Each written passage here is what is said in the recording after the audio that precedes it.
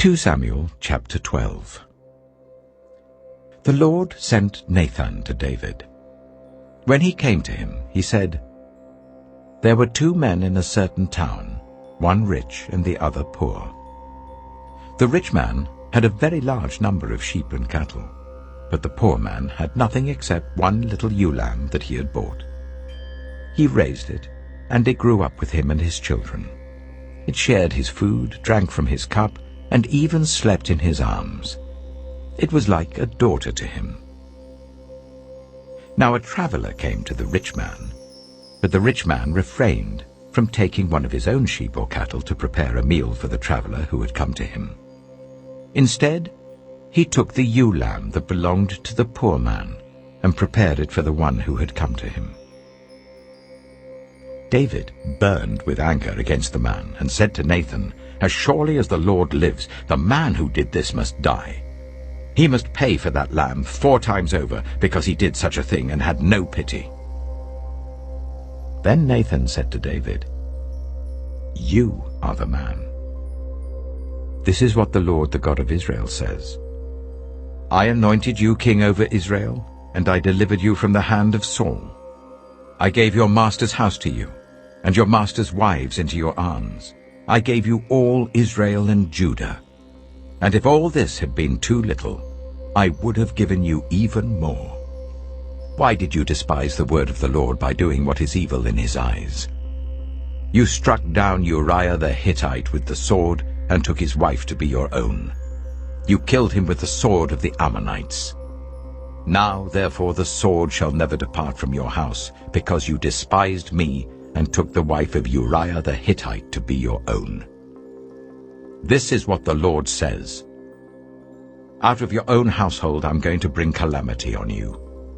Before your very eyes I will take your wives and give them to one who is close to you, and he will sleep with your wives in broad daylight. You did it in secret, but I will do this thing in broad daylight before all Israel." Then David said to Nathan, "I have sinned against the Lord." Nathan replied, "The Lord has taken away your sin. You're not going to die. But because by doing this you have shown utter contempt for the Lord, the son born to you will die." After Nathan had gone home, the Lord struck the child that Uriah's wife had borne to David, and he became ill.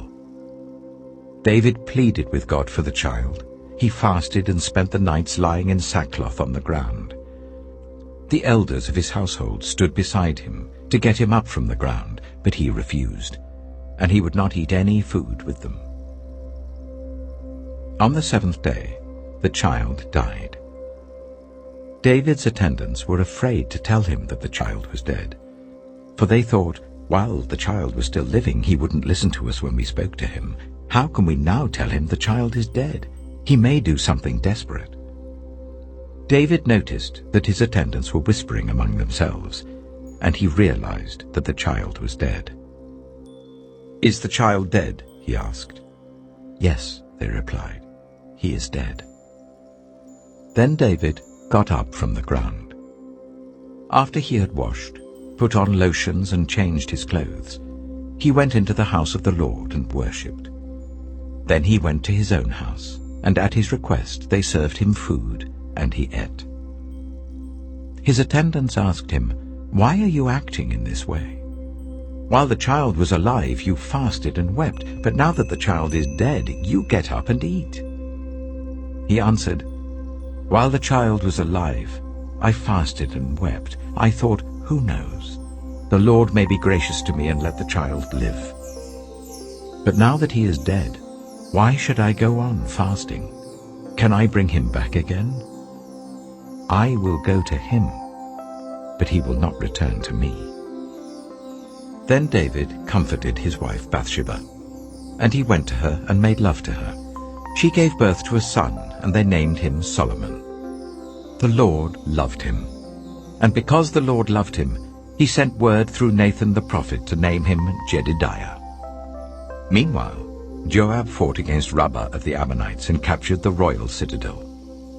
Joab then sent messengers to David, saying, I have fought against Rabbah and taken its water supply.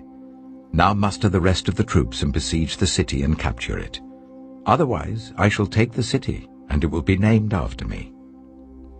So David mustered the entire army and went to Rabbah, and attacked and captured it. David took the crown from their king's head, and it was placed on his own head.